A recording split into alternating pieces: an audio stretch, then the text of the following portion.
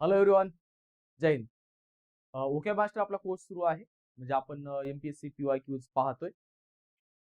अर्थात आपण जे काही रेकॉर्डिंग सुरू आहे आपलं हे एमपीएससी चे पीवायक्यूज सध्या आपण पाहतोय, परंतु संपूर्ण बॅच ही एक ओके मास्टर बॅच असं आपण त्याला म्हणतोय आणि त्याचं रेकॉर्डिंग चालू आहे. त्यामध्ये आपण एमपीएससी पीवायक्यूज पाहताना इडियम्स पाहिलेले आहेत. देन इडियम्स पाहून झाल्यात. एमपीएससी ने विचारलेले सर्व इडियम्स पाहिलेत. वन वर्ड सबस्टिट्यूशन्स पाहतोय. वन वर्ड सबस्टिट्यूशन्स याच्या अगोदर 4 लेक्चर्स आले. थोडंसं असं झालं. आता ही रेकॉर्डेड बॅच आहे. जे विद्यार्थी जसं लेक्चर पोहोचतंय, डेली एक लेक्चर करतायत, त्यांच्यासाठी 2 दिवस झाले थोडंसं वन वर्ड सबस्टिट्यूशनची पीडीएफ तुमच्याकडे पोहोचायला म्हणजे उशीर झाला. त्याबद्दल दिलगिरी व्यक्त करतो. काय ना सगळ्या गोष्टी एकट्यालाच करायच्या. आपण एकटा जीव सदाशिव. म्हणजे नाचायचं पण आपण, घुंगरं पण आपणच बांधायची अशी परिस्थिती. त्यामुळे ते पीडीएफ वगैरे तयार करून द्यायला वगैरे थोडासा वेळ इकडे तिकडे होतो. थोडंसं समजून घेत चला आणि आपण लेक्चरला काय करतोय सुरुवात करतोय. वन वर्ड सबस्टिट्यूशन्स आपण पाहायला सुरुवात केली, बरोबर. मला वाटतं लास्ट लेक्चर तुम्हाला मी 3-4 वर्ड्स विचारले होते. ओके, बरोबर. इम्पल्सिव्ह आहे, कंपल्सिव्ह आहे, एक्सप्रेसिव्ह आणि इम्प्रॉम्प्टू. विदाउट प्रिपरेशन म्हणजे काय, याचा आन्सर मी तुम्हाला सांगितलेलं इम्प्रॉम्प्टू. Impromptu without preparation. पण मग याच प्रश्नामध्ये आणखी 3 शब्द होते, इम्पल्सिव्ह, कंपल्सिव्ह आणि एक्सप्रेसिव्ह. यातील एक्सप्रेसिव्ह म्हणजे काय, जो बोलका आहे, जो बोलतो, एक्सप्रेस होतो, त्याला आपण एक्सप्रेसिव्ह हे एक ऍडजेक्टिव्ह वापरलं जातं बघा. ही इज एक्सप्रेसिव्ह म्हणजे काय, तो बोलतो किंवा त्याला बोलण्याची सवय आहे. एक्सप्रेसिव्ह अशा अर्थात. ओके, बोलका, व्यक्त होणारा.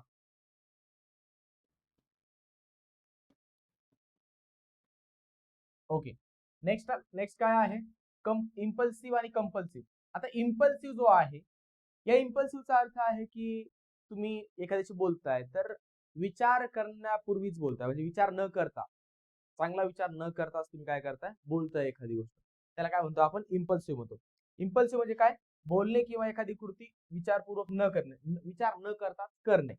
इम्पल्सिव्ह, डन विदाउट ए careful thought.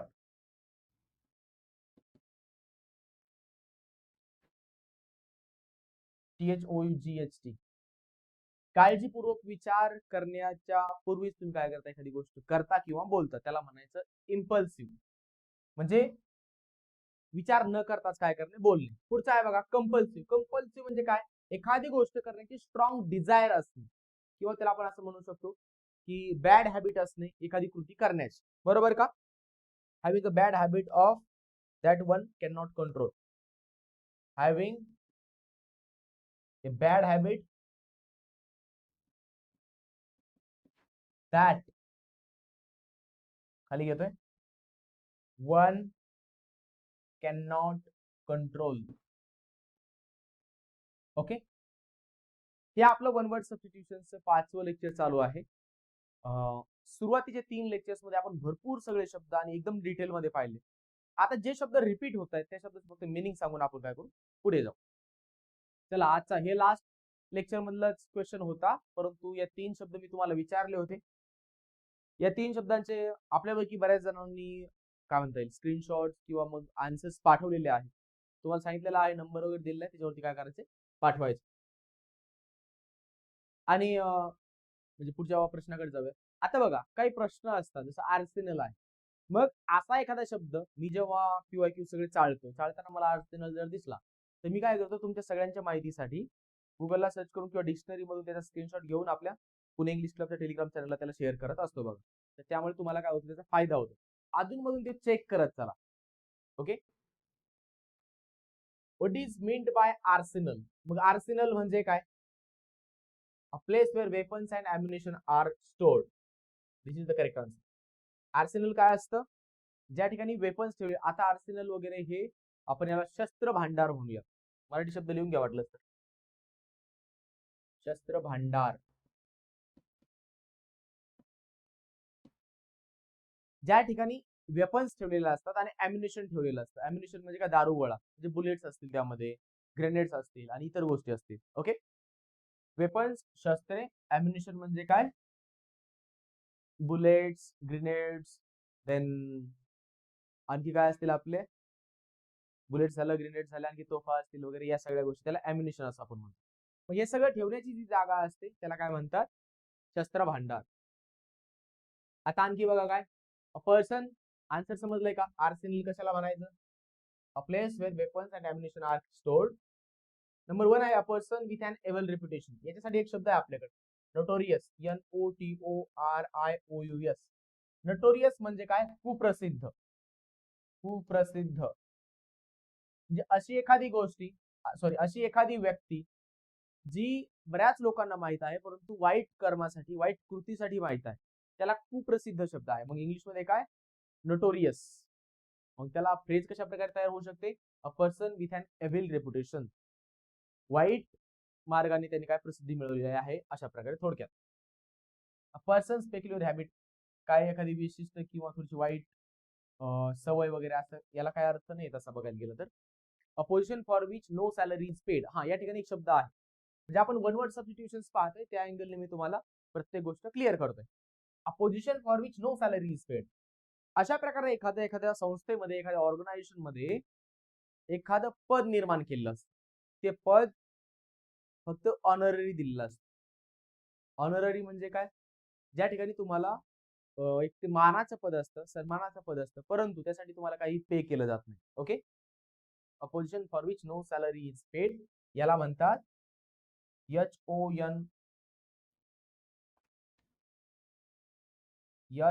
HONORARY. Honorary. Honorary म्हणजे असं एखादं पद ज्यासाठी सॅलरी दिली जात नाही परंतु ते मानाचं, सन्मानाचं पद असतं. ओके, आन्सर समजलंय. Arsenal, a place where weapons and ammunition are stored. जोड्या जुळवायच्यात. द स्टडी ऑफ साऊंड, आवाजाचा जो अभ्यास केला जातो त्याला काय म्हणतात, त्याला म्हणतात अकॉस्टिक्स. ACOUSTICS. अकॉस्टिक्स म्हणजे काय, ध्वनीशास्त्र. मराठी शब्द लिहून घ्यायचा असेल तर घ्या, ध्वनीशास्त्र. The art of flight. Flight म्हणजे काय, बाहेर जाणं जे म्हणतो ना, फ्लाइट, विमान. मग ती जे बनवण्याचं शास्त्र आहे, विमान बनवण्याचं किंवा ती विमान विद्या वगैरे, त्याला म्हणतात एरोनॉटिक्स. एरोनॉटिक्स, AER, स्पेलिंग साठी महत्वाचा आहे वर्ड. दोन्ही सुद्धा घ्या, दोन्ही नाही मी चारही शब्द म्हणेल या ठिकाणचे. त्याचं करेक्ट इनकरेक्ट स्पेलिंग मध्ये कधीही विचारलं जाऊ शकतं. स्पेलिंग कडे थोडंसं लक्ष ठेवायचं. नवीन शब्द दिसला, स्पेलिंग कडे लक्ष द्यायचं. ERONAUTICS, aeronautics. The philosophy of fine arts. आता फाईन आर्ट्स काय असतं बघा, ज्यामध्ये कला शाखा जी आहे, समजा तुम्ही ग्रॅज्युएशन करत असाल तर कला शाखा जर म्हटलं तर मग ही कला शाखा कशाच्या अंडर येते, म्हणजे आर्ट्स कशाच्या अंडर येतं, फाईन आर्ट्स ही जी एक काय विद्याशाखा आहे त्याच्या अंडर आर्ट्स किंवा BA ज्याला म्हणतो ना, ती शाखा येते. मग त्याच्या अंडर काय काय येतं, कला, या कला शाखेच्या अंडर म्हणजे फाईन आर्ट्सच्या अंडर मग तुम्ही BA येणार, तुमचं BA बरोबर इतर जे काही डान्स साठीची जी एखादी शाखा असते ती येणार, किंवा मग सिंगिंग शिकवलं जाणार ते येणार, डान्स, सिंगिंग किंवा सौंदर्याच्या संबंधी. म्हणून मग 4 ऑप्शन्स पैकी आपल्याकडे एक ऑप्शन आहे, the philosophy of fine art. याच्यासाठी आन्सर होऊ शकेल एस्थेटिक्स, सौंदर्यशास्त्र. हा जो एस्थेटिक्स आहे ना, AESTHETICS, एस्थेटिक्स म्हणजे काय, सौंदर्यशास्त्र. मग या 4 पैकी the philosophy of fine arts याच्यासाठी एस्थेटिक्स हा काय होईल, पेअर होईल. केमिस्ट्री इन एन्शंट टाइम्स, याला म्हणतात अल्केमी. ALCHEMY, अल्केमी म्हणजे मिडल एजेस मध्ये इतर कोणत्याही धातूपासून गोल्ड बनवण्यासाठी जे केमिस्ट्री वापरलं जायचं किंवा जो एक काय म्हणता येईल फॉर्म होता किंवा त्या प्रकारे तयारी असायची त्याला म्हणतात अल्केमी. ओके, बघा जोड्या बघा, 4ही शब्द सांगून झाले. The study of sound, acoustics, then the art of flight, aeronautics, the philosophy of fine arts, aesthetics, chemistry in ancient times, alchemy. Okay, मग बघा काय होतील पेयर, 3 4 2 1, 3 4 2 1 नंबर 3 ला आहे. Okay, next question. A person indifferent to pleasure and pain. आपण पाहिले सुख दुःखांकडे, जरी सुख आलं जरी दुःख आलं तरी सुद्धा एकदम कॉन्स्टंट राहणार म्हणजे काय, त्याला आपण स्थित प्रज्ञ म्हटलं. म्हणजे काय, stoic. This is the correct answer. बऱ्याच वेळा विचारलेला प्रश्न आहे किंवा वर्ड आहे. न्यूट्रल म्हणजे काय, जो कोणतीही साईड घेत नाही. मग याला आपण काय म्हणतो, एखादी व्यक्ती न्यूट्रल आहे म्हणजे काय, कोणतेही साईड घेत नाही, ती काय राहते, तटस्थ राहते. मग तटस्थ शब्द आहे तटस्थ. क्रिटिक. क्रिटिक म्हणजे कोण असतो, क्रिटिक जेव्हा आपण पाहतो याचे जरी दोन वेगवेगळे अर्थ असतील तरी सुद्धा एक लक्षात घ्या, लिटरेचर मध्ये, आता तुम्ही लिटरेचर अभ्यासताय की नाही माहित नाही, परंतु लिटरेचर मध्ये एखादी कादंबरी असेल, कथा संग्रह असेल किंवा कविता संग्रह असेल, तर त्या कविता संग्रह, कथा संग्रह याच्या संबंधाने किती योग्य आहे किंवा किती बरोबर लिहिलंय एखाद्या कवीने, लेखकाने, याच्या संबंधी लिहिणारा जो असतो त्याला म्हणतात समीक्षक. ओके. आणि याचा दुसरा एक अर्थ होतो टीकाकार. टीका करणारा, बरोबर का, जो क्रिटिसाइज करतो, द वन हू क्रिटिसाइजेस, त्याला म्हणायचं क्रिटिक, टीकाकार. आणि दुसरा आहे, अर्थ तोच आहे जवळपास, पण तो समीक्षक या अर्थाने सुद्धा वापरला जातो. हा शब्द याच्या अगोदर सुद्धा पाहिला आपण. फिल्म क्रिटिक म्हणजे काय, सिनेमाचे टीकाकार असतात ते. इगोइस्ट. इगोइस्ट आणि EGOTIST, इगोटिस्ट, हे दोन शब्द आहेत. इगोइस्ट म्हटलं की आपण म्हणायचं, आता मी हे दोन शब्द एक्सप्लेन केलेले आहेत, पुन्हा एकदा शॉर्ट मध्ये सांगतो. इगोटिस्ट म्हणजे the one who talks of oneself, स्वतःविषयी जास्त बोलणारा जो असतो. हा टी आहे ना, या टी वरून लक्षात ठेवायचं, talks. The one who talks of oneself त्याला म्हणायचं इगोटिस्ट. आणि हा जो इगोइस्ट असतो याला म्हणायचं the one who thinks of oneself. आले, थिंक ह चा उच्चार आहे इथं, इगोटिस्ट ट चा उच्चार आहे म्हणून टॉक्स घेतले. Egotist talks. इगोइस्ट, ईस्टला मग थिंक्स लावून द्यायचा राहिलेला शब्द. ओके. द वन, इगोटिस्टला the one who talks of oneself म्हणजे काय, इगोटिस्ट. आणि आता पुढची फ्रेज लिहून घ्या, the one who thinks of oneself. चारही शब्द एक्सप्लेन केलेले आहेत. A person indifferent to pleasure and pain, stoic.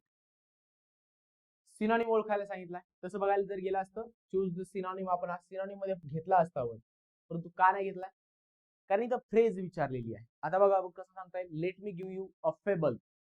Fable काय असतं बघा, unbelievable story, imaginary story, manufactured item, moral lesson. Fable असतात शॉर्ट स्टोरीज,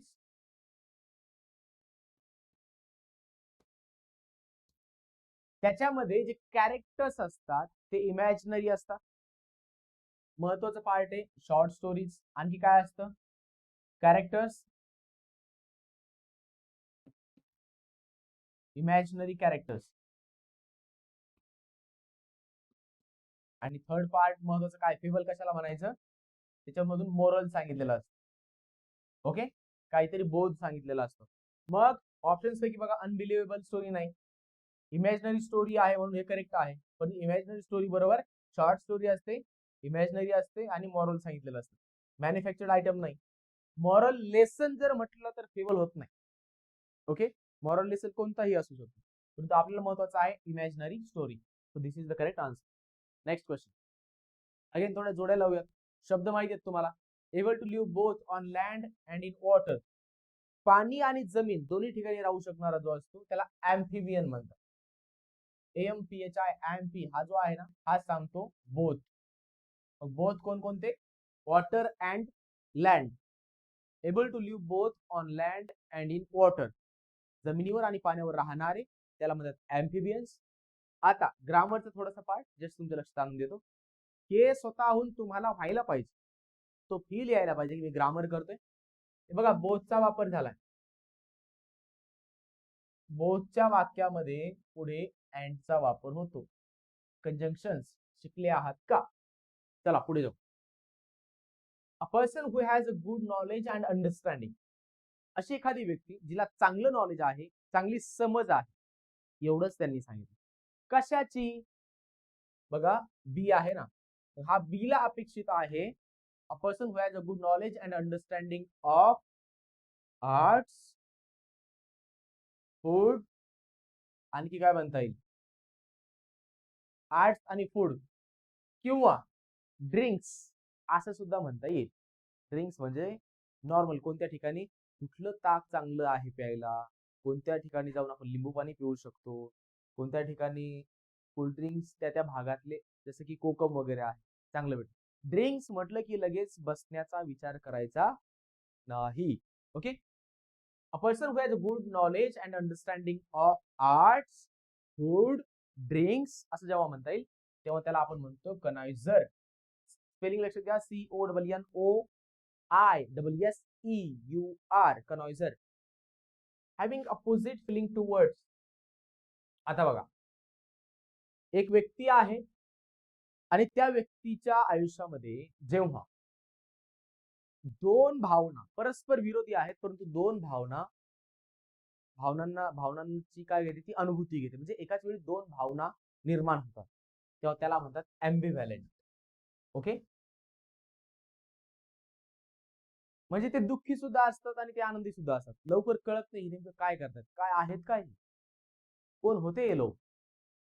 अर्थात आनंदी किंवा दुःखी या अर्थ म्हणजे कोणत्याही परस्पर विरोधी भावना जेव्हा एकत्रच एखाद्या व्यक्ती अनुभवत असते तेव्हा त्याला ॲम्बिव्हॅलेंट म्हणतात. यातील जो ॲम्बी आहे ना, हा दोन या अर्थाने येतो. ॲम्बिव्हॅलेंट असाच एक शब्द आहे ॲम्बिडेक्स्ट्रस. ॲम्बिडेक्स्ट्रस मी तुम्हाला एक्सप्लेन केलेला आहे. मग ॲम्बिडेक्स्ट्रस म्हणजे काय मला तुम्ही सांगायचंय. AMBIDEXTROUS ॲम्बिडेक्स्ट्रस. ओके. ॲम्बिडेक्स्ट्रस मी सांगितलेलं आहे, तुम्ही मला सांगायचं ॲम्बिडेक्स्ट्रस म्हणजे काय. यातील ॲम्बी जो आहे ना, हा पार्ट हा सांगतो दोन. यातील सुद्धा हा ॲम्बी सांगतो दोन, म्हणजे काय, काहीतरी दोन. इथं ॲम्बिडेक्स्ट्रस हा मी तुम्हाला सांगणार नाही, ॲम्बिव्हॅलेंट सांगतो, कारण ॲम्बिडेक्स्ट्रस सांगून झालं. ॲम्बिव्हॅलेंट दोन परस्पर विरोधी भावना एकाच वेळी एखाद्या व्यक्तीमध्ये दिसते, त्याला ॲम्बिव्हॅलेंट असतं किंवा एक्सपिरियन्स म्हणतो. The practice of living one's life purely for pleasure. जो फक्त, आता हा शब्द पाहून झालाय, आनंदासाठी जगतो त्याला काय म्हणतात, HEDONIST, हेडनिस्ट. बरोबर का. मग त्यांनी ती प्रॅक्टिस विचारली, तशी तशी कृती विचारली, त्याला आपण हेडनिझम म्हणतो. The one who leave life for pleasure only. आणि मग तो प्लेजर कोणता, तर भौतिक जीवनातील प्लेजर. मग भौतिक जीवनातला संपत्ती असेल, ते असेल संपत्ती, किंवा मग आणखी त्याला सेक्शुअल प्लेजरच्या या अँगलने सुद्धा पाहिलं जातं, म्हणून त्याला शब्द आहे हेडनिझम. ओके. चल, जोड्या लावून झाल्यात. 4 1 2 3. 4 1 2 3. Number 1 is the correct answer. Resting place of wild animals. 4 शब्द दिले, या 4 शब्दांपैकी resting place of wild animals, जे काही जंगली प्राणी आहेत, जंगली, वाइल्ड म्हणजे काय, जंगली किंवा रानटी प्राणी. ओके. ॲनिमल तर माहित तुम्हाला, मग काय सगळंच लिहून द्यायचं का. रेस्ट करणे म्हणजे काय, आराम करणे किंवा राहण्याची जागा, आराम करणे. ओके. REST, रेस्ट म्हणजे काय, आराम करणे. रेस्टिंग प्लेस म्हटलं याचा अर्थ काय, राहण्याची जागा किंवा आराम करण्याची जागा किंवा थांबण्याची जागा. मग बघा, resting place of wild animals काय असतं, LAIR, लायर. LAIR म्हणजेच काय, जे राहण्याचं ठिकाण आहे त्याला आपण काय म्हणतो, वाइल्ड एनिमलचं, त्यासाठी LAIR असा शब्द आहे, लायर. मग केनेल काय असतं, अ प्लेस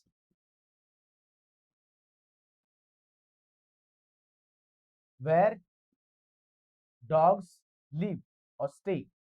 ज्या ठिकाणी कुत्रे राहतात ना, त्याला आपण काय म्हणतो, केनल. बरोबर का. ओके. नेक्स्ट बघा, स्टेबल. स्टेबल म्हणजे आपला स्थिरवाला स्टेबल नाही, कॉन्स्टंट आहे, स्थिर आहे, स्टेबल आहे. माय मेंटॅलिटी इज स्टेबल नाउ, तो स्टेबल नाही. स्पेलिंग जरी सेम असलं तर तो एक अर्थ होतोच, म्हणून मी नोट्स मध्ये सुद्धा तो मिनिंग दिलेला आहे. दुसरा मिनिंग आहे, ज्या ठिकाणी हॉर्सेस, घोडे वगैरे थांबतात किंवा त्यांना बांधलं जातं ना, ती जागा. मराठीमध्ये त्याला तबेला शब्द आहे बघा. बरोबर का, तबेला. घोड्यांना बांधण्याची जागा काय, तबेला. मग त्यासाठी इंग्लिश मध्ये आपण काय लिहितो बघा, प्लेस वेअर हॉर्सेस आर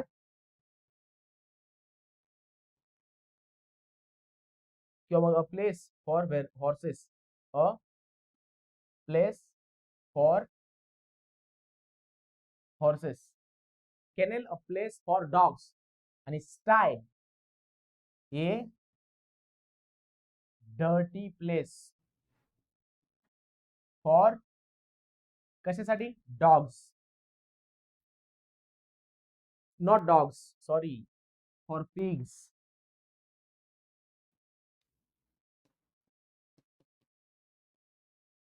डुकरांसाठी आहे त्याला स्टाय असं म्हणतात. स्टेबल घोड्यांसाठीची राहण्याची जागा, केनेल कुत्र्यांसाठी थांबण्याची जागा किंवा राहण्याची जागा.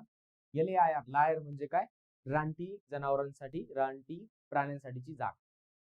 A person who believes in the existence of God, हे शब्द आपण पाहिलेत, आपण घाईत पुढे जाणार आहोत, इथे जास्त वेळ नाही घालवायचा. अ पर्सन हु बिलीव्स त्याला म्हणतात थेस्ट, आस्तिक. तुमच्या पाठ व्हायला पाहिजे. हे खरं तर हे प्रश्न मी न घेता सुद्धा पुढे गेलो असतो, परंतु काय होतं ना, पुन्हा पुन्हा घेतले तर तुमच्या डोक्यामध्ये सेट होऊन जाईल, हे प्रश्न चुकणार नाही. आणि जर याच्यावरती प्रश्न आला तर लवकर आन्सर करून तुम्ही पुढे जाल. बरोबर. याचाच अँटोनिम आहे, आस्तिकचा अँटोनिम हा आहे अथिस्ट, याला म्हणतात नास्तिक. The one who does not believe in the existence of God. पुढे आहे sceptic, one who is doubting, DOUBTING, doubting. One who is doubting, जो नेहमी काय घेतो, शंका घेतो, शंकेखोर जातो, त्याला स्केप्टिक असं म्हणतात. आणि दुसरा आहे फेनेटिक. फेनेटिक म्हणजे काय, बायगॉट, BIGOT. म्हणजे हा कोण असतो, याचे जे रिलिजियस व्ह्यूज असतात फार एक्स्ट्रीम असतात, याला म्हणतात having extreme religious views.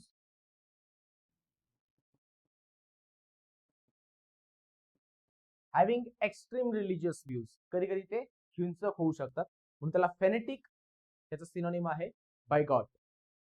Okay, चला आन्सर भेटले का. The one who believes in the existence of God is theist.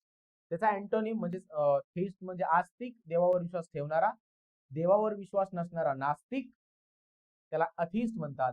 आणि यांच्या संबंधाने आणखी एक शब्द येतो, याला म्हणतात एग्नॉस्टिक, AGNOSTIC.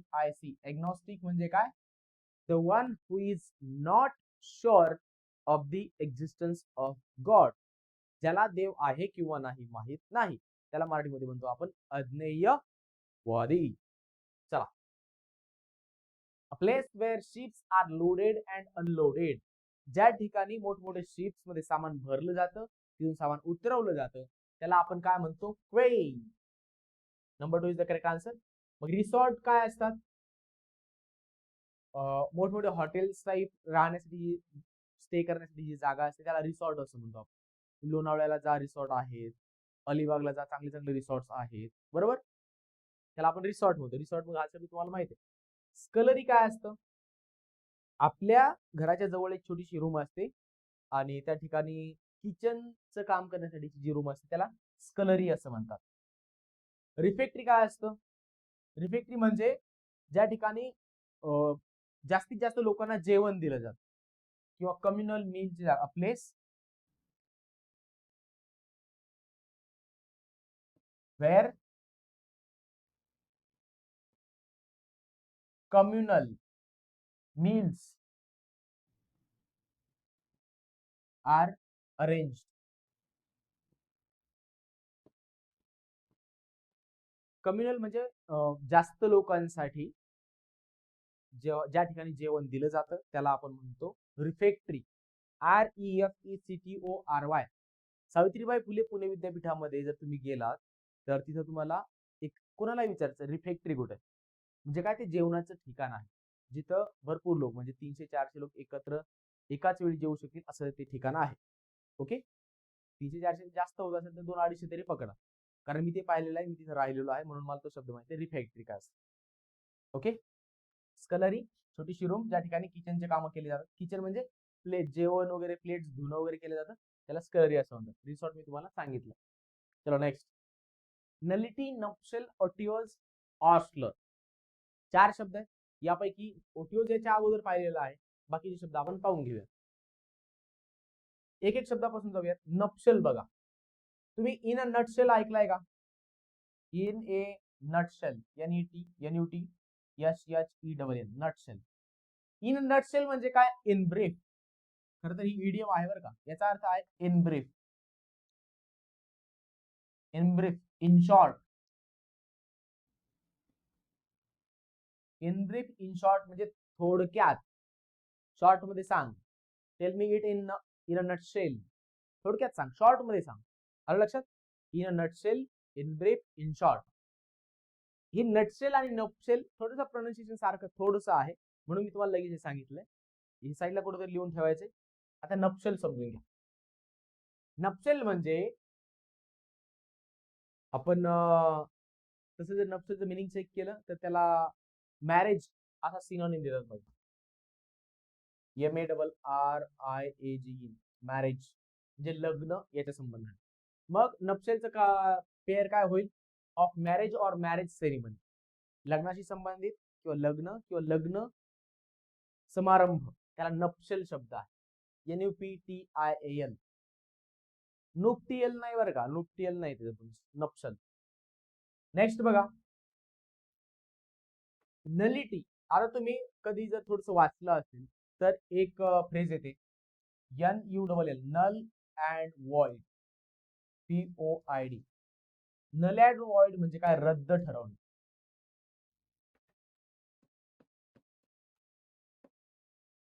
रद्द ठरवणे किंवा रद्द होणे. नल अँड वॉइड हे लिहून घ्यायचं बरं का, हे तुमच्या लिहून घेण्यासाठी सांगितलं जात आहे. नल अँड वॉइड, मग ज्याप्रमाणे नल अँड वॉइड आहे रद्द ठरवणे, त्याप्रमाणे यातील नल शब्द इथं आला, NULLITY, नलिटी. नलिटी म्हणजे काय?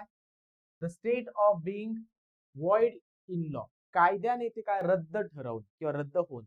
आलं लक्षात? ओके. आता राहिले दोन शब्द, ओडिओज आणि ऑस्लर. आता बघा, कोणी पाहुणे वगैरे जे आले, गेस्ट वगैरे, त्यांच्या घोड्यांची वगैरे जो काळजी घेणारा असतो, त्यांना चारा पाणी करणारा असतो, त्याला खरारा करणं असं म्हणतात, त्याला म्हणतात ostler. A man who takes care of guest,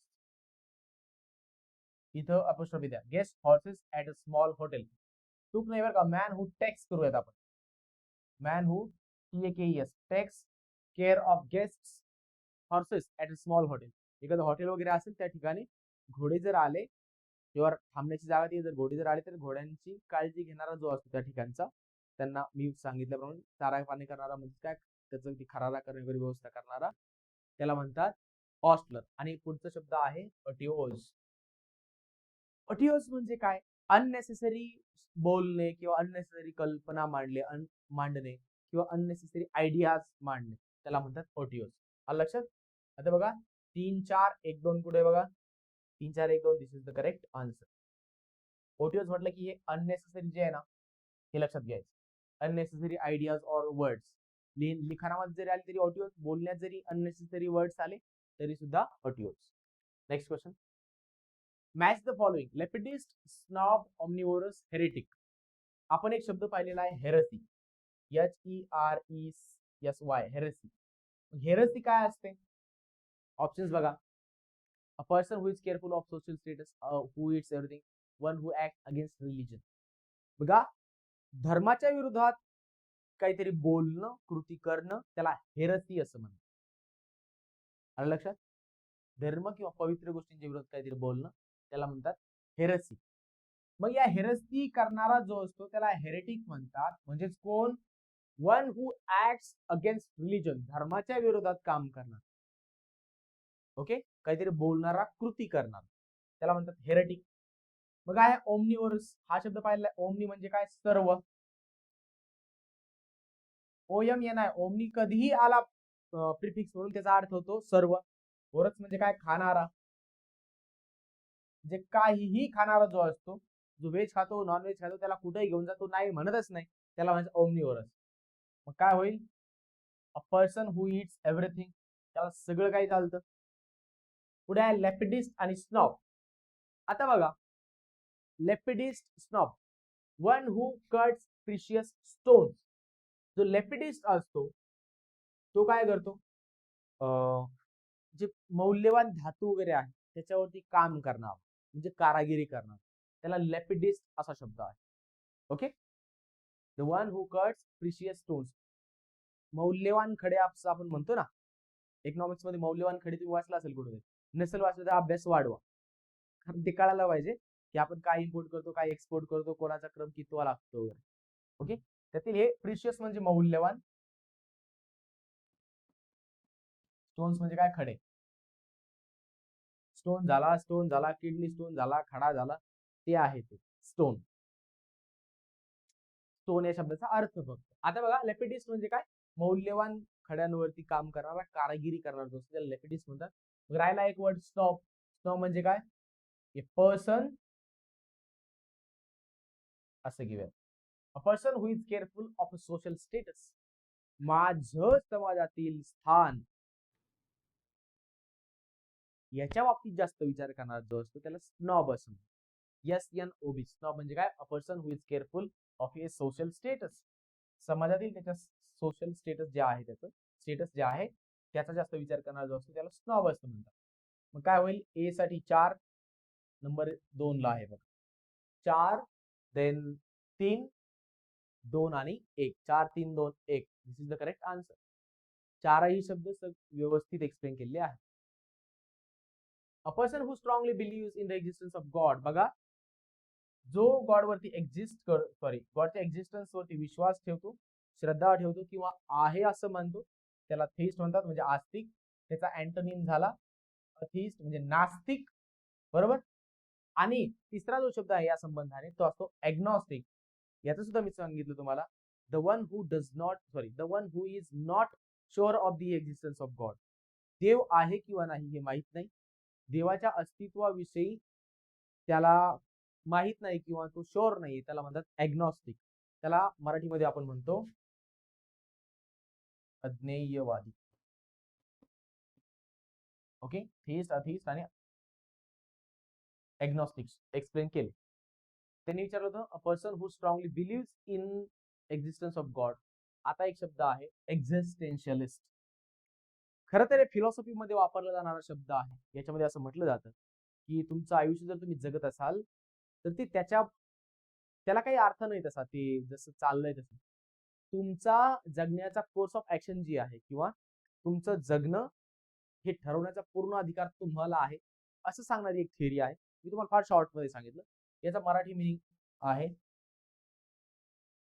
एक्झिस्टेन्शियलिस्ट, अस्तित्ववादी किंवा अस्तित्व जे आहे मानणारा वगैरे, एक्झिस्टेन्शियलिस्ट असा त्यासाठी शब्द आहे. तरी सुद्धा तुमच्या किंवा आपल्या सगळ्यांच्या माहितीसाठी एक्झिस्टेन्शियलिस्ट यासाठी वेगळा शब्द काय आहे का, किंवा अस्तित्ववादी असं त्याला म्हणतात. बरोबर, लिहून तर दिलंय अस्तित्ववादी. आणि काय थिअरी आहे, तर तुमचा जो कोर्स ऑफ ऍक्शन आहे, जगण्याची जी काय ठरवण्याचा जो अधिकार आहे तो तुमचा आहे, तुम्ही त्याला डिटरमाइन करू शकता असं ते सांगतात. याच्यामध्ये बरंच काही सांगतोय, त्यामध्ये आपण जास्त जाणार नाही. Next, a speech made without any previous preparation is called. Without any previous preparation, कोणतंही प्रिपरेशन नसताना जर तुम्ही भाषण देत असाल, स्पीच देत असाल, तर त्यासाठी एक शब्द आहे आपल्याकडे एक्सटेम्पोर. बरोबर. मग अशाच अर्थाचा आपण एक आणखी शब्द पाहिलेला आहे, त्या शब्दापर्यंत मी तुम्हाला घेऊन जात आहे. कारण इम्प्रॉम्प्टू हा सुद्धा शब्द होता विदाउट प्रिपरेशन, बरोबर का. Without preparation, speech at one without preparation म्हणजे काय, तयारी नसताना, पूर्व तयारी नसताना जे असतं त्याला इम्प्रॉम्प्टू म्हणतात. अचानक वेळेवर, स्पॉन्टेन काय म्हणतो आपण त्याला, ऑन दी स्पॉट असा एक शब्द आहे बघा. म्हणजे आपण म्हणतो ना, अरे ऑन दी स्पॉट त्याला उभं केलं, काय बोलणार आहोत, on the spot. Okay, impromptu, on the spot. यासाठीच आपल्याकडे आणखी एक आहे एक्सटेम्पोर. म्हणजे तर तुम्ही आणखी बघा, एक शब्द आला ना, त्याच अर्थाचा शब्द माहित असेल तर लगेच लिहून ठेवायचं. स्वामी विवेकानंदांसारखं आपल्याला सगळं लक्षात राहत नाही, हे जर तुमच्या लक्षात आलं तर लिहून ठेवत चला. एक्सटेम्पोर यासाठी आपण आता पाहिलेला शब्द कोणता, इम्प्रॉम्प्टू. IMPROMPTU, impromptu. यालाच आणखी एक शब्द तुम्ही म्हणू शकता ऑन दी स्पॉट. डन. चलो, ऍड्रेस. ऍड्रेस म्हणजे पत्ता. जर एखाद्याचा पत्ता याच अर्थाने हा शब्द द्यायचा असता तर इथं का दिला असता? याचा दुसरा अर्थ आहे भाषण देणे. याचाच आणखी एक अर्थ आहे, मग त्याच संबंधाने भाषण देणे हा झाला. दुसरा आहे लोकांना संबोधित करणे. बरोबर, लोकांना संबोधित करणे लिहून घ्यायचं असतं मी जेव्हा बोलतो तेव्हा. फक्त एखादा पकाऊ जोक जर आला असेल माझ्या तोंडून तर तो लिहून नाही घ्यायचा, बाकी भरपूर सगळं कामाचं असतं. बरोबर का? अर्थात अधूनमधून काहीतरी पकाऊ बोलावं लागतं, नाही तर तुम्ही लेक्चर पाहता पाहता झोपणार. बरोबर का? एलोक्युशन काय असतं? भाषण कला. यासाठी आणखी एक शब्द आहे आपल्याकडे, वक्तृत्व कला.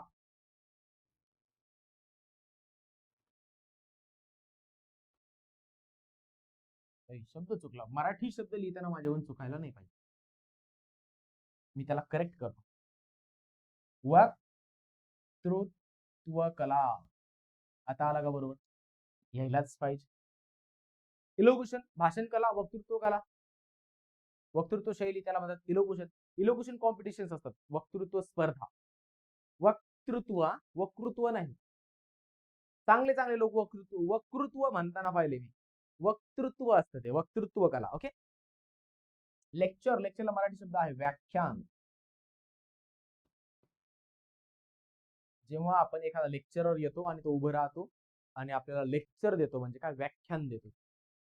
चारही शब्द सांगितले जे प्रिव्हियस प्रिपिशन शिवाय असतं त्याला एक्सटेम्पोर असं म्हणतात. Let me check. हा, नेक्स्ट क्वेश्चन बघा.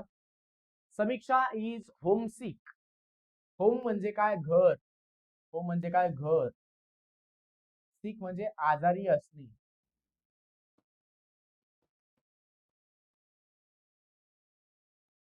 SICK. सिक म्हणजे काय? आजारी असणे.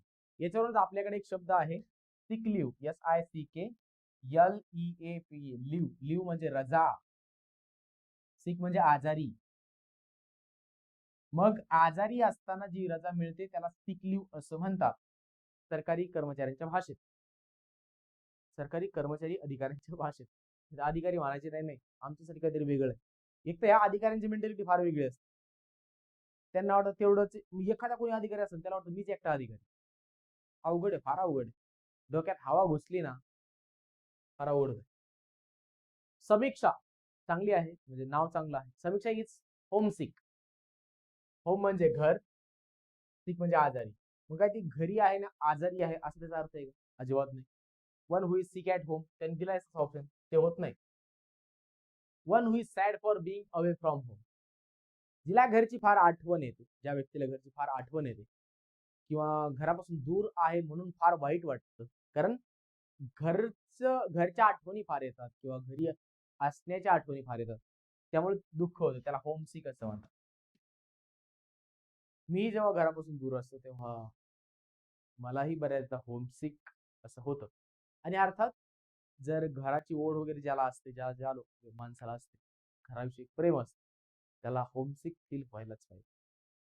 ज्यावेळेस तुम्हाला असं होईल की तुम्हाला फरक पडणार नाही घरी फोन न केल्याचा किंवा घरच्यांशी न बोलल्याचा, न भेटल्याचा, त्यावेळेस समजून घ्या तुम्ही घरापासून दुरावले जात आहात, तुमच्या आई वडिलांपासून दुरावले जात आहात. लेक्चर संपल्यानंतर पहिले घरी एकदा फोन करायचा, व्यवस्थित बोलून घ्यायचं सगळ्यांशी. ओके. प्रिपरेशनच्या तयारीमध्ये कधीही मित्र, जवळचे, घरचे यांना विसरू नका, यांना वेळ द्यायचा.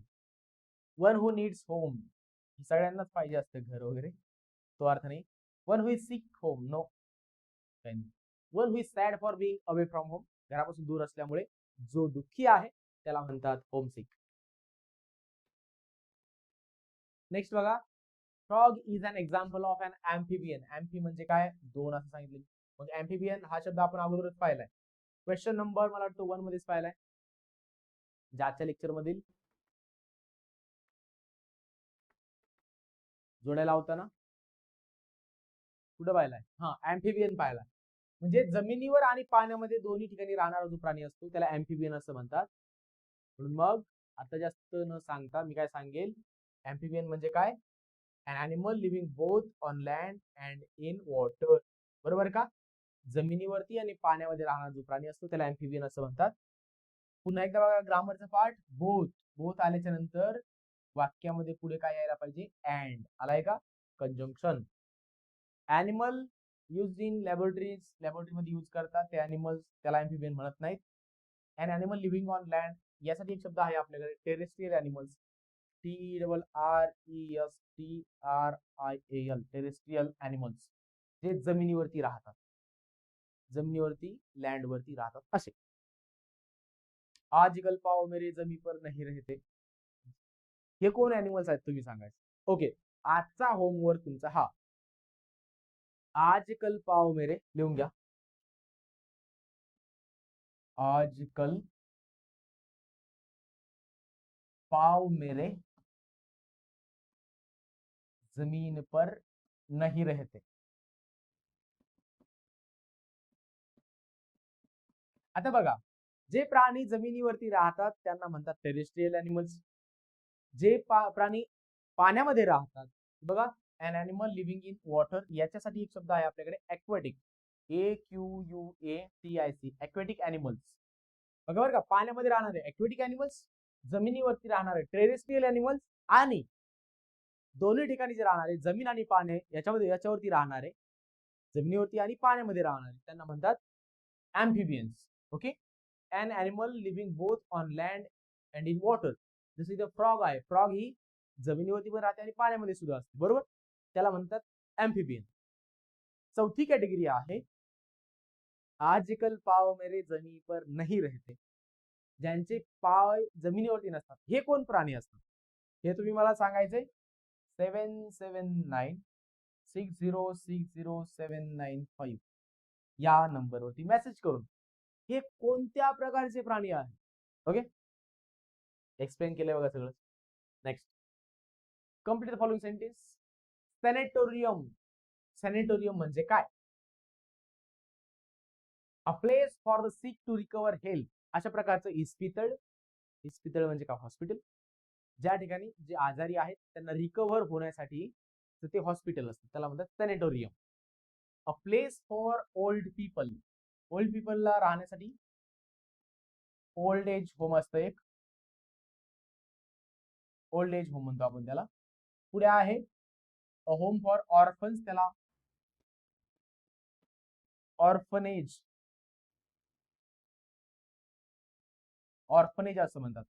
म्हणजे अ प्लेस फॉर ओल्ड पीपल जे असतं ना, याला वृद्धाश्रम, मराठी शब्द वृद्धाश्रम. अ होम फॉर ऑर्फन्स, याच्यासाठी याला शब्द आहे अनाथालय. सिंधुताई सपकाळ यांनी अनाथ मुलांसाठी फार मोठं कार्य केलेलं आहे. अनाथालय, a place for old people, वृद्धाश्रम किंवा old age home. A place for orphans, orphanage, अनाथालय. A place for the sick to recover health, अशा प्रकारचं हे काय असतं, इस्पितळ असतं किंवा हॉस्पिटल असतं, त्याला काय म्हणतो आपण, सॅनेटोरियम. ओके, होम फॉर लुनॅटिक्स, लुनॅटिक्स हे सर्किट डोके असतात, एडे लोक असतात थोडक्यात, बरोबर का, लुनॅटिक्स, त्यांच्यासाठी होम फॉर वगैरे काही नाही. नेक्स्ट क्वेश्चन, इम्प्रॉम्प्टू, हा आता याच्यातील बघा, इनकॉरिजिबल शब्द आपण पाहिलाय, इनसॉल्वंट आपण पाहिलाय, इम्प्रॉम्प्टू आपण पाहिलाय, आयकॉनोक्लास्ट आपण पाहिलाय, चारही शब्द पाहिले. मी डायरेक्ट काय करतो, तुम्हाला त्यांचे जोड्या लावतो आणि बोलता बोलता थोडंसं एक्सप्लेन करतो. इम्प्रॉम्प्टू म्हणजे काय, without any preparation, at once, without any preparation, without तयारी. इनसॉल्वंट कोण असतो, ज्याने लोन घेतलंय, कर्ज घेतलंय, परंतु त्याला परतफेड करण्यासाठी पैसे नाहीत, म्हणजे कोण झाला तो, इन्सॉल्वंट झाला, बरोबर. त्याला मराठीमध्ये आपल्याकडे एक शब्द आहे, कर्ज बुडवा, तर हा एक शब्द आहेच, कारण तो कर्जच बुडवलेला असतं त्याने. परंतु आणखी एक शब्द आहे बघा, आत्ता खरंच आठवत नाही मला, फोटो कशाला बोलायचं. ओके, इनसॉल्वंट. तरीही असं नाही होणार, मी तुम्हाला चेकच करून सांगतो. इनसॉल्वंट जो काय काय म्हणतो आपण त्याला, इन्सॉल्वंट निघालेला आहे, म्हणजे ज्याला कर्ज काय कर्ज परत करू शकत नाही असा. Okay, let me check and tell it to you.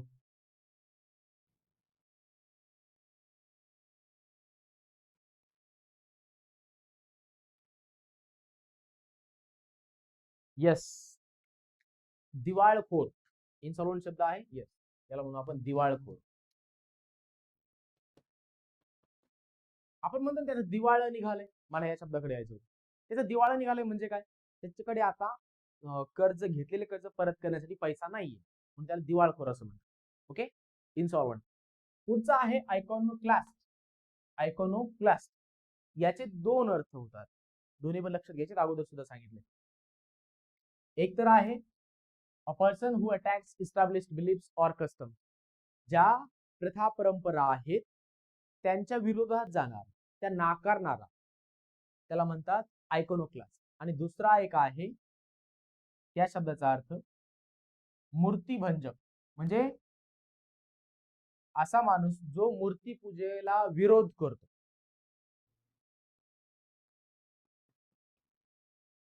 मूर्तीभंजक म्हणजेच काय? मूर्तीपूजेला विरोध करणारा, त्याला म्हणतात आयकॉनोक्लास्ट. ओके, पुढचा आहे इनकॉरिजिबल, ज्यामध्ये दुरुस्ती केली जाऊ शकत नाही, ज्याला करेक्ट केलं जाऊ शकत नाही, त्याला म्हणतो आपण इनकॉरिजिबल. म्हणजे काय? Unable to be changed or improved, त्याला आणखी सुधारलं जाऊ शकत नाही, इम्प्रूव्ह केलं जाऊ शकत नाही, त्याला आपण काय म्हणतो? इनकॉरिजिबल. एक शब्द राहिलाय insolvent. Not having enough money to pay debts. डेप्ट नाही, मी भरपूर वेळा सांगितलं, DEBTS, डेट्स म्हणायचे त्याला. आणि डेट या शब्दाचे 3-4 अर्थ तुम्हाला एक्सप्लेन केलेले आहे. आता बघा, 2 3 4 1, 2 3 4 1 कुठे आहे? 2 3 4 1 number 2, this is the correct answer. Will go to next question. Spinster, अविवाहित असणारी महिला, spinster, this is the correct answer. And unmarried woman, याला म्हणतात स्पिनस्टर. SPINSTER. जर याला स्पिनस्टर म्हणायचं तर ज्याचं लग्न झालं नाहीये अशा पुरुषाला काय म्हणायचं? अँड अनमॅरिड वुमन याला स्पिनस्टर. मग तिथे जर मॅन असेल तर त्याला आपल्याकडे शब्द आहे बॅचलर. बरोबर? BATCHELOR. स्पेलिंग चेक करून घ्या. I am not sure about the spelling. Correct incorrect spelling साठी तुम्ही ते याला चेक करून घ्या. बॅचलर शब्द आहे लग्न न झालेला पुरुष. अक्रोप्ट, क्रूपचा अर्थ आहे अप्रामाणिक. अप्रामाणिक. Dishonest, dishonest, HONEST. लेक्चर मध्ये मटेरियल भरपूर भेटेल बरं का, फक्त अटेंटिव्ह राहायचं, लक्ष द्यायचं आणि याला रिवाइज करायचं मात्र. नाही तर मग असं व्हायला नको की लेक्चर पाहिलं सोडून दिलं, असं नाही. अ चाइल्डलेस वुमन, जिला काय, एखाद्या अशी महिला जिला मूल नाहीये, बाळ नाहीये, मग त्याच्यासाठी सुद्धा आपल्याकडे एक शब्द आहे.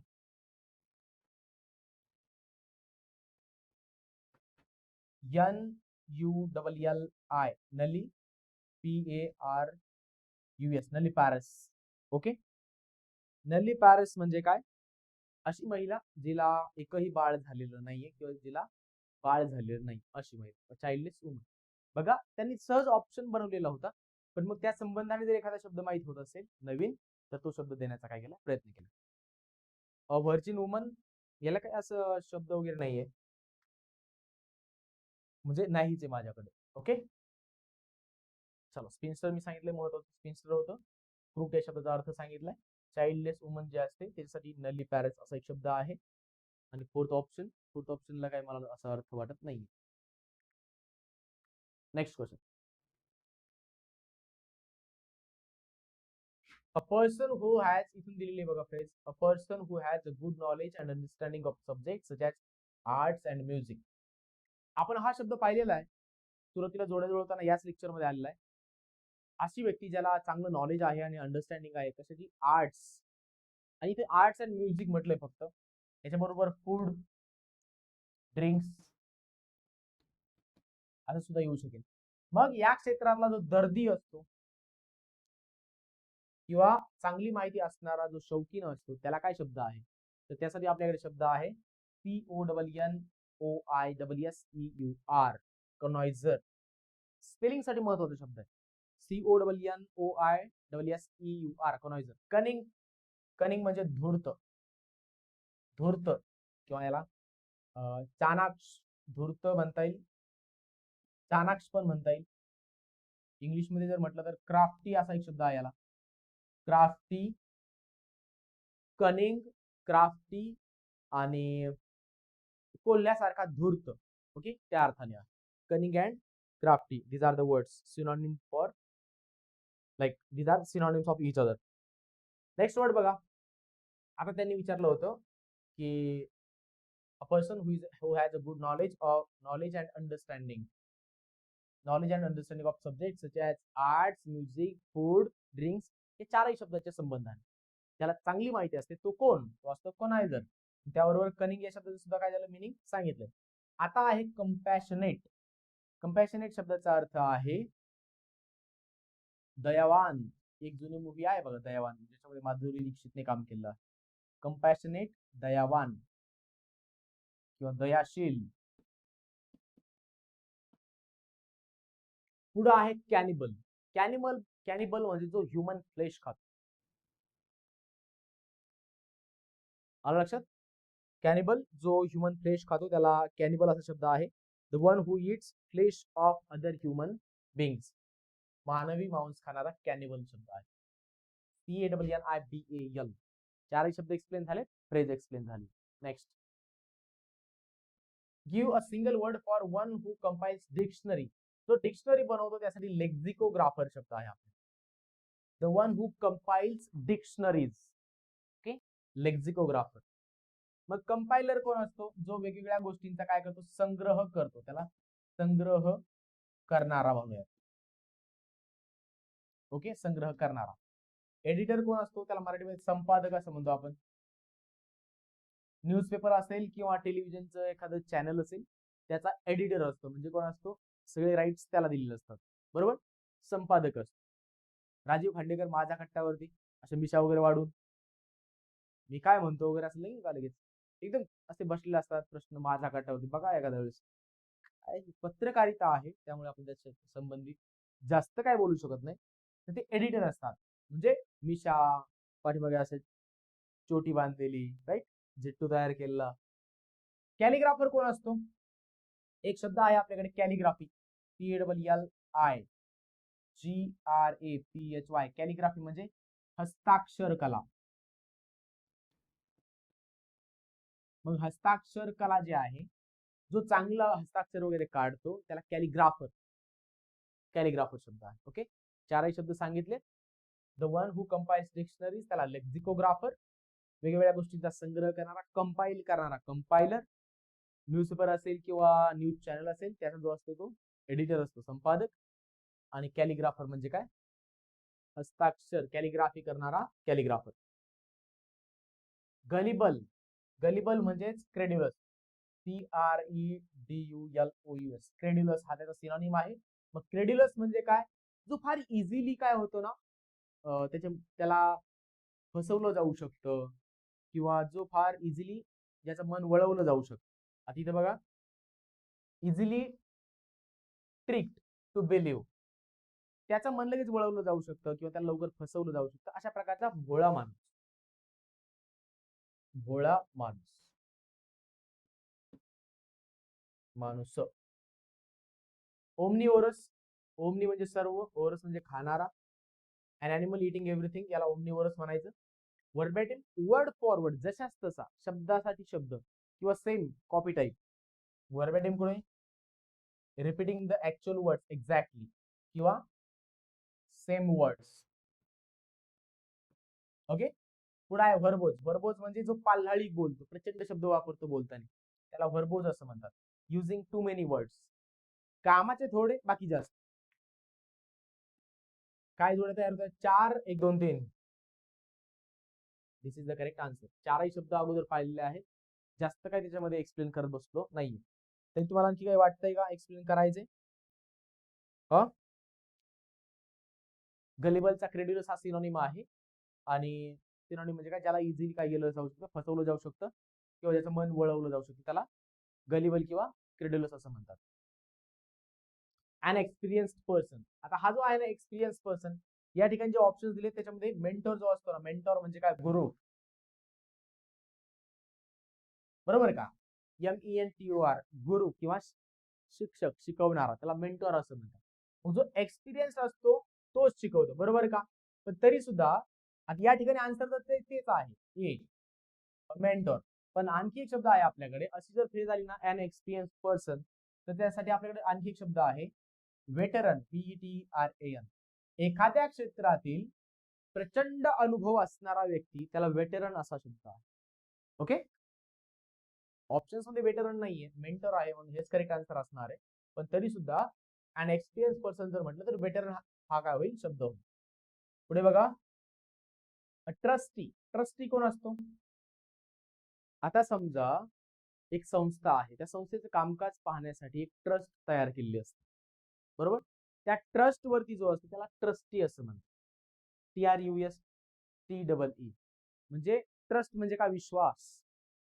त्या लोकांवरती, त्या ज्या ट्रस्ट वरती जे लोक आहेत, 1 2 3 4, ट्रस्ट म्हणजे काय असतं, 1 2 3 4 5, या 4-5 लोकांचा एक ग्रुप असतो, ते लोक ट्रस्टी असतात, बरोबर.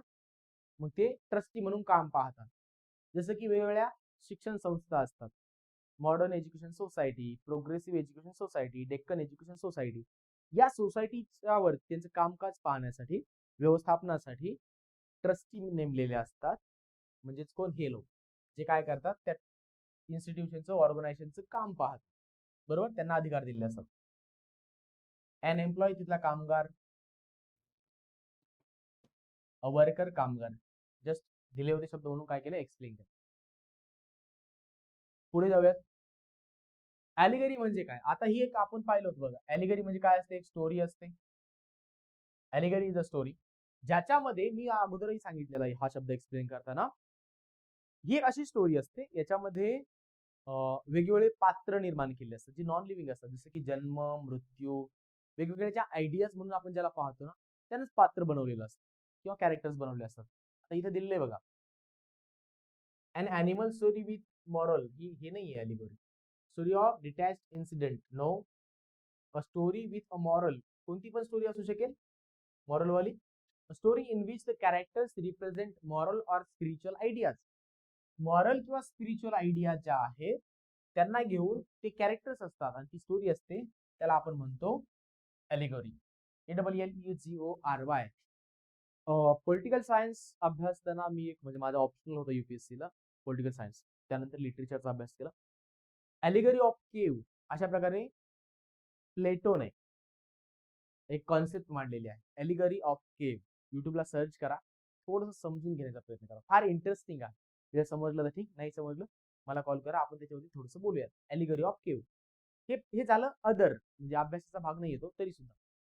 मग ॲलिगरी म्हणजे काय असतं, तर अशी एक स्टोरी असते ज्यामध्ये स्पिरिच्युअल आयडियाज आहे किंवा मॉरल आयडियाज आहे, यांनाच पात्र बनवलेलं असतं. ओके, त्याला ॲलिगरी असं म्हणतात. त्याच्यामध्ये काय प्राणी असतात वगैरे असं काही नाही, ॲनिमल स्टोरी नाही आहे. ए शॉर्ट स्टोरी विथ मॉरल जर म्हटलं, शॉर्ट स्टोरी आणि मॉरल हे दोन गोष्टी तर आल्यात. आपण फेबल म्हणून एक सुद्धा पाहिले, FABLE, राईट. फेबल सुद्धा शॉर्ट स्टोरी असतात, त्याच्यामधून मॉरल काहीतरी सांगितलेलं असतं. नेक्स्ट क्वेश्चन बघा, people who watch a match or a show are called. Okay, यांचं असं म्हणणं आहे. आता बघा, राज्यसेवा मुख्य परीक्षा 2023 ला सुद्धा यातील 2 शब्द आलेले आहेत. एक त्यांनी विचारला, स्पेक्टेटर्स सुद्धा वापरलेला आहे आणि स्पेक्युलेट करणं, स्पेक्युलेटर्स नाही, स्पेक्युलेट इथपर्यंत, म्हणजे SPECULATE, स्पेक्युलेट. हे 2 शब्द राज्यसेवा मुख्य परीक्षा 2023 ला सुद्धा त्यांनी ऑप्शन्स मध्ये दिलेले होते. शब्द रिपीट होतात म्हणून प्रत्येक शब्द आपण पाहतो. People who watch a match or a show are called.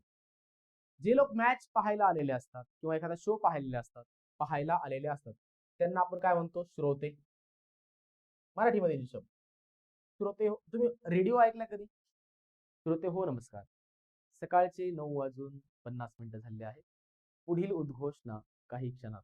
तर ते असं जे बोलणं असतं वगैरे, ऐक, जो बोलणार आहे तो श्रोते हो, नमस्कार, म्हणजे ऑडियन्सला उद्देशून श्रोते मराठी शब्द आहे. हा श्रोतेला यासाठी इंग्लिश शब्द आहे ऑडियन्स, AUD AUDIENCE, ऑडियन्स. हे जे ऑडियन्स असतं ना, ऑडियन्सला शब्द आहे spectators. SPECTATORS, spectators.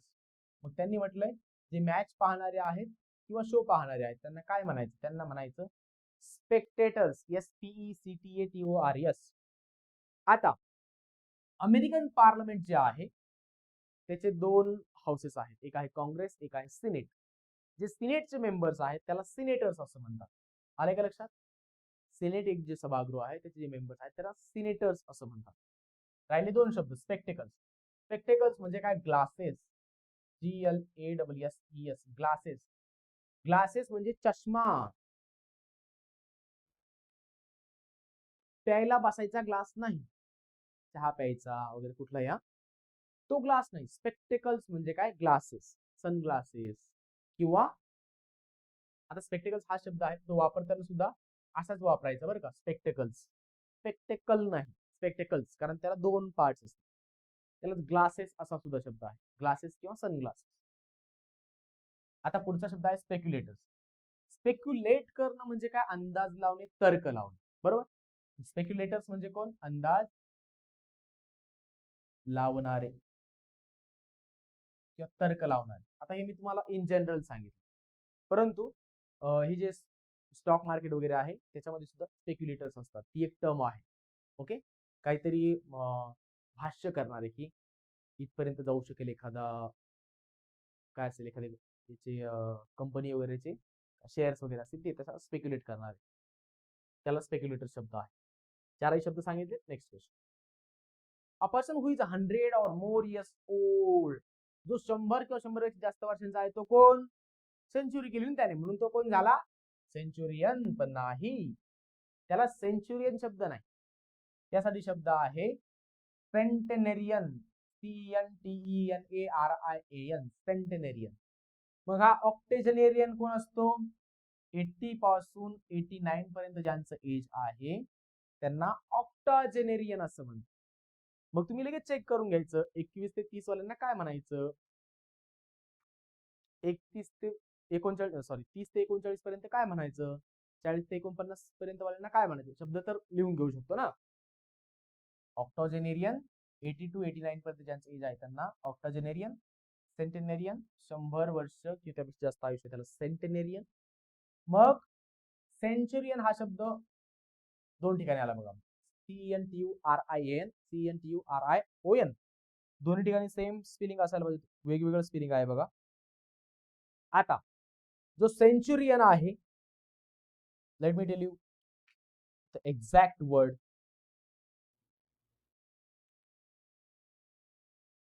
CENTURIAN, Centurion हा नाही.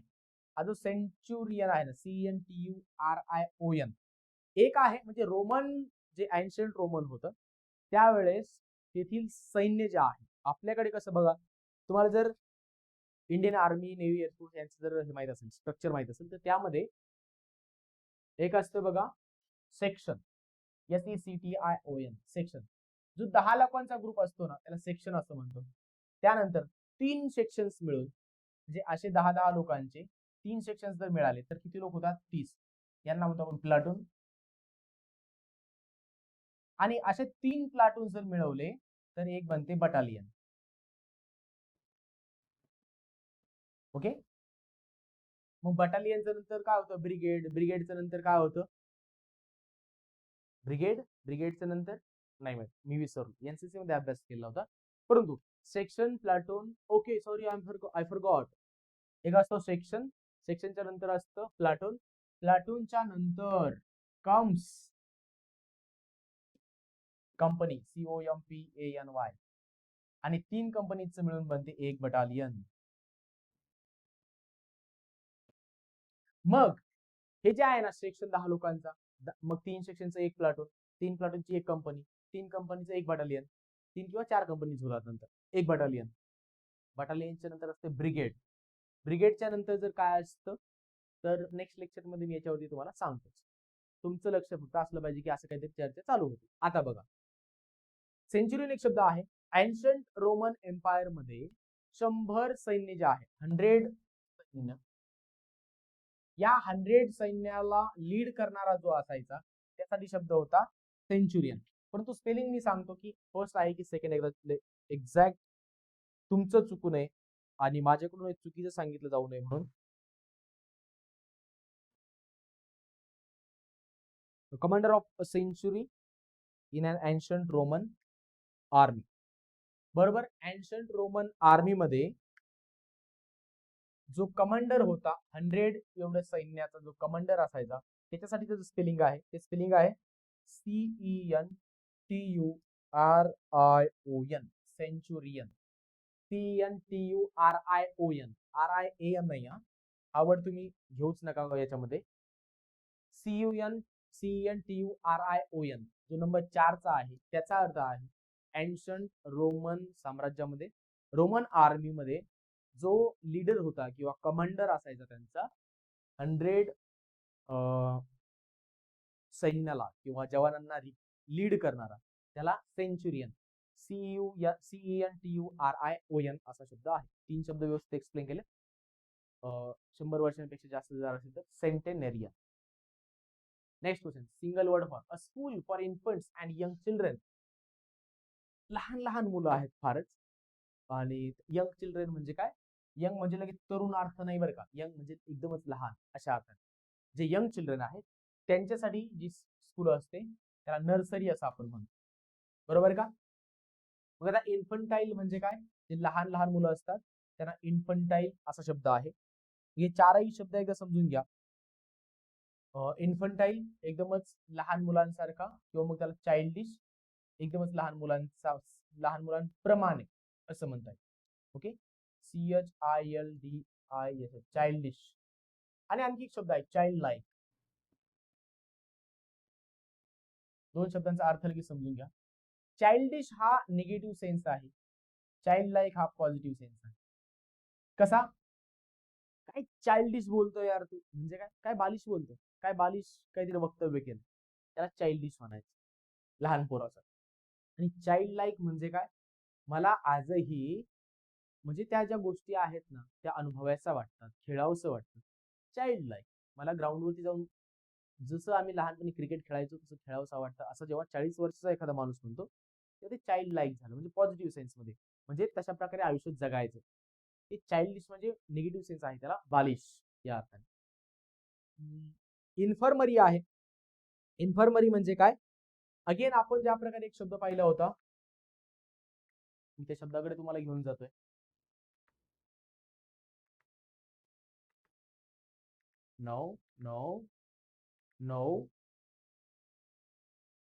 सॅनेटोरियम. सॅनेटोरियम म्हणजे काय म्हटलं आपण? A place for sick to recover health. त्यांना रिकवर होण्यासाठी त्यांचे आरोग्य सुधारण्यासाठी जे हॉस्पिटल असतं त्याला सॅनेटोरियम असं म्हटलेलं आहे आपण. मग सॅनेटोरियम प्रमाणेच आपल्याकडे आणखी एक वर्ड आहे, कोणता? इथं आलाय बघा, इन्फर्मरी. INFIRMARY. मग या साईडलाच तुम्ही सॅनेटोरियम लिहून ठेवा. SANETORION, सॅनेटोरियम सॅनेटोरियम. मग सॅनेटोरियम म्हणजे काय? A place for healthy recovery. Okay, recovery होण्यासाठीच a place for the sick to recover health असं म्हणू शकतो आपण त्याला. ओके, सॅनेटोरियम. क्रॅश, CRECHE याचा काय अर्थ? तुम्ही पाहिलंय का, जर एखादं दाम्पत्य नोकरीला आहे, दाम्पत्य म्हणजे दोन, नवरा बायको, या दाम्पत्यामध्ये दोघे नोकरीला आहेत, तर मग बाळांची काळजी घेण्यासाठी कोण? तर शहर ठिकाणी वगैरे असं काही ठिकाणं असतात जिथं त्या बाळाला नेऊन ठेवायचं सकाळी आणि मग कामाला जायचं, कामावरून येताना बाळाला घ्यायचं आणि निघून यायचं, घरी यायचं. याला पाळणा घर शब्द आहे. ओके, म्हणजे पाळणा घरामध्ये काय केलं जातं? जे दोन्ही काम करणारे लोक वगैरे आहेत त्यांच्या मुलं ते ठेवलं जातं आणि मग त्या ठिकाणचा जो स्टाफ आहे तो त्या मुलांची काय करतं? व्यवस्थित काळजी घेतो. त्याला म्हणतात क्रेश. ओके, चारही शब्द व्यवस्थित एक्सप्लेन झालेत. नर्सरी लहान मुलांसाठी. तुमचं मुलगा कितवीला आहे? त्याला नर्सरीत घातलं, नर्सरीत जातोय म्हणजे काय? नर्सरी आहे ज्या ठिकाणी मुलं एकदमच लहान मुलं, म्हणजे मला वाटतं की सिनियर केजी ज्युनियर केजी अगोदर मला वाटतं नर्सरी आहे, ते माहीत करून घ्या. मला तिथपर्यंत जाण्याचा तो वेळ आणखी आलेली नाही, त्यामुळे फार एक्झॅक्ट माहित नाही nursery, senior KG, junior KG काय असते, परंतु नर्सरी माहित आहे, मिनिंग माहित आहे फक्त. ओके, चारही शब्द व्यवस्थित सांगितले, पुढे जाऊया. ओमनीपोटेंट, सर्व शक्तिमान म्हणतो आपण याला. ओमनीपोटेंट म्हणजे काय? All power. ओमनीचा अर्थ आहे सर्व, पोटेंट म्हणजे शक्ती, ताकद, शक्तिमान, सर्वशक्तिमान, ऑल पॉवर. मग ऑल नोईंग म्हणजे काय? OMNI, omni, SCIENT, ओमनिशन. लायब्ररीमध्ये असतात हिरो, असं दाखवतात की मला सगळं काही येत.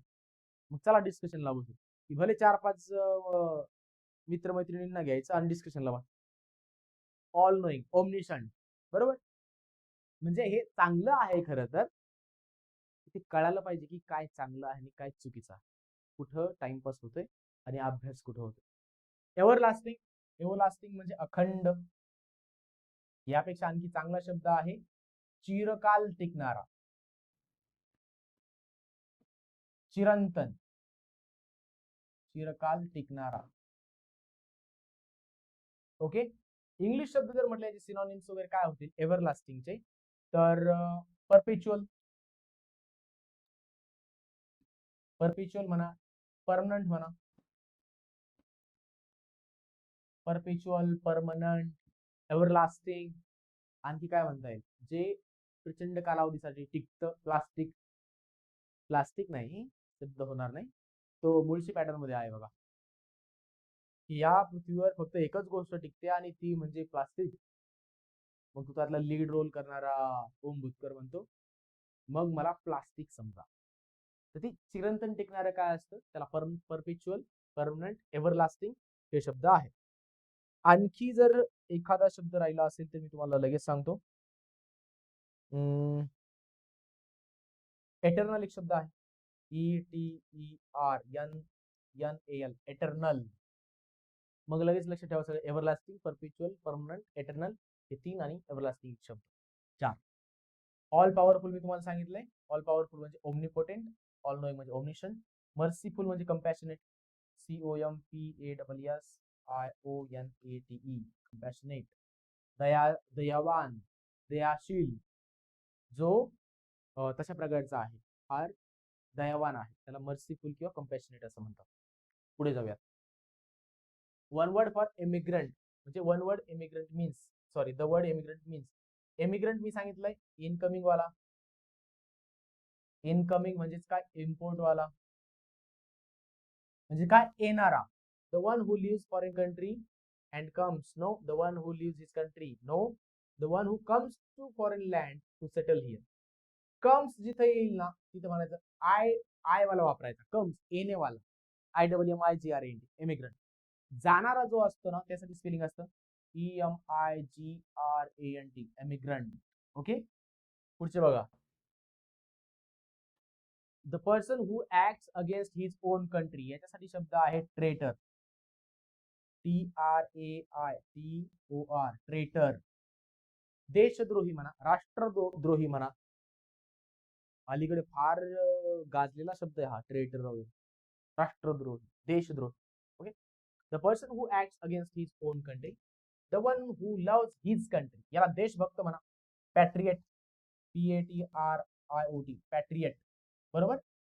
पुढचा आहे one who lives the foreign country and comes back to his own country, परदेश सोडून जो स्वदेशामध्ये येतो तो कोण? तो शाहरुख खान. शाहरुख खानची एक मूवी आहे स्वदेश, फार चांगली मूवी आहे, गाणे तर इतके सुंदर आहेत, वा वा, गाणे आहे का फार सुंदर. तर तो कोण झाला? शाहरुख खान. असं नाही लिहून घ्यायचं. ओके, मी जस्ट तुमच्या लक्षात राहावं म्हणून सांगितलं, याचा अर्थ काय होतो. दुसरा याला काही शब्द वगैरे नाही येत असं.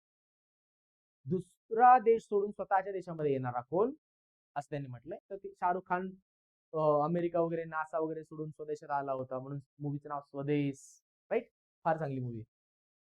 One comes to a foreign land to settle there, हा कम्स म्हटलं तर इमिग्रंट. सेकंड लास्ट क्वेश्चन बघा. बिब्लिओग्राफी, बिब्लिओग्राफी काय असतं?